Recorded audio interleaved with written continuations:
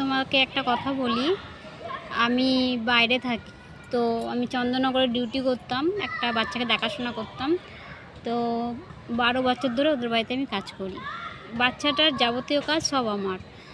আর আমার ডিউটি হচ্ছে সকাল 6টা থেকে রাত্রি 11টা পর্যন্ত আমার ডিউটি। যতক্ষণ না বাচ্চাটা ঘুমাচ্ছে ততক্ষণ আমার ডিউটি দিতে হয়। তো ওইটুকুনি টাইমের মধ্যে আমি যখন সময় পাই তখন আমি ভিডিও বানাই, আর যা পারি তাই বানাই। আমি এমনিও ভিডিও বানাতে পারি না, কিন্তু সময়টা তো কাটাতে হবে।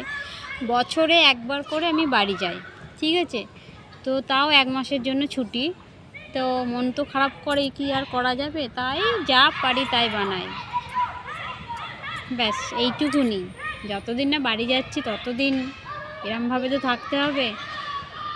বাড়ি যাব, সময় হয়ে এসেছে, পুজোর সময় যাব। তো অনেক দিন হলো এসেছি, এবার বাড়ি যেতে ইচ্ছা করছে। খুব তাড়াতাড়ি বাড়ি ফিরছি, তোমার সাথেও দেখা হচ্ছে। Tata, good night.